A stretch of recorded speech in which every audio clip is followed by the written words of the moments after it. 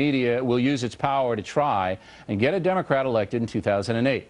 NBC News foreign affairs correspondent Andrea Mitchell is an excellent reporter, but she is a committed liberal. Talking to NBC Washington Bureau Chief Tim Russert, Mitchell said this about the Republican candidates for president. They just played to the base. They played to let's torture them. I mean, they didn't say that literally, but that was the subliminal message. Okay, let's torture them. Now, a couple of things. The whole torture debate is bogus because there are many on the left who believe anything other than name, rank, and serial number is torture. Secondly, Ms. Mitchell should not be giving her opinion on anything. She is a hard news reporter. How can any NBC News viewer trust an organization where the reporters are so obviously tilted to the left? A few months ago, I put that question to Ms. Mitchell. You've been 30 years at NBC. Can you tell me one conservative thinker at NBC News? How do you define conservative? I don't know, traditional values, maybe supports. Are you talking about commentators or are you talking about news? Anybody. Give me anybody. Is there anybody over there who's conservative in your opinion? Yes, I think there are a lot of people Give me one. Are. All right, she couldn't give me anybody. With us now here in New York, Kirsten Powers, and in Washington, Michelle Amelkin, both are Fox News analysts. Okay, Michelle, now look, the danger of this is, and it's happening right before our eyes, is that you will not get fair, hard news coverage from the mainstream media. And we saw that with the New York Times burying the JFK terror story on page 37. This Sunday, the new public editor, ombudsman, whatever, actually said they should have put it on page 1. The reason they didn't was because they don't want the Republicans to own the terror issue. Now, Andrea Mitchell, the chief foreign affairs correspondent for NBC News, which, as you know, has taken a dramatic turn to the left, and basically says, oh, all these guys want torture, and so do all the Republican base. They want torture. I mean, is it not outrageous?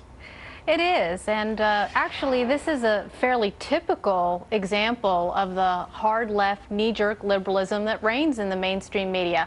I actually worked as an intern for NBC News many years ago during the 1992 presidential campaign, and I got to see this up close. And you know, I worked with some of Andrea Mitchell's producers, and I saw and heard a lot of the blatant assumptions that conservatives were stupid, that conservatives were evil, that Republicans had to be cast in the worst light.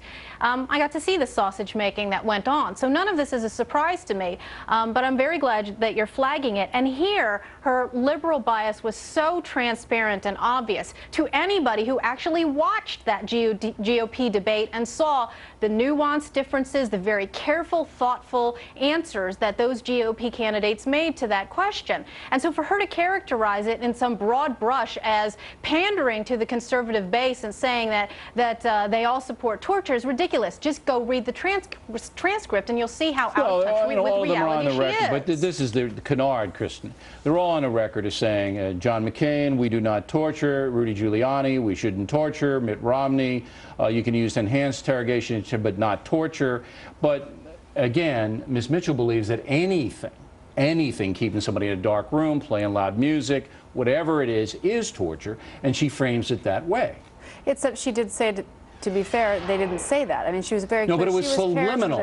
She was characterizing, and I have to tell you, I watched the debate, and Michelle and I watched different debates because I agree with what Andrea Mitchell said. They were all trying to out Jack Bauer each other, and maybe they did. So you believe that all of the Republican candidates want to torture people? No, that's not what I said. But that's what she not what said. She said. No, she actually she said no. They did. That was the general vibe that they were sending. That they were all sort of acting this way, but it wasn't actually what they said. And look, John McCain went out of his way when they went back to him again, and they said, listen, Senator, all these people have just talked about using these interrogation methods. What do you think about that? He went back again to state, I don't think torture works. He felt like he had to make a point after you had these people. It doesn't matter what their nuanced position was. What matters is Andrea Mitchell, a hard news reporter, went on a program and said flat out. I think her characterization was accurate. You know, Senator Brownback. That they were pandering to the base to rally torture. Senator Brownback said something like, well, we would just take action, and if we made a mistake, oh well. too bad. That's you know, all I of mean, it them? was like, There were no, but and then 12 of Duncan them on the Hunter, then stage. Duncan Hunter, you know, this would be a 1-minute conversation with a director of, you know, All right. the So then you didn't. You got this. It was like, so then you did get the I guess it- subliminal message that all of the Republican presidential don't think- candidates want to torture. You got that No, message. I don't think she That's what clarified. Mitchell She said. clarified that that's not. But did you or No, she wait, said that's stop, not- stop, just stop. played the clip. Did you or did you not get a subliminal message No, I got from no every? subliminal Well, message. that's what Mitchell said. And she said, but I don't think the point she was making is there was a general vibe that they were all No, going the to point act was tough and they're she trying to said act tough each it. other. It was a subliminal message. That look, she said it. Did I actually I don't raise think my it was- voice to you? I'm sorry. That never Subliminally, I didn't want to do that. Yeah. Michelle, I mean, is Kirsten I don't know. pettifogging or what? Yeah, pettifogging. Word of the day there, Thank Bill. you.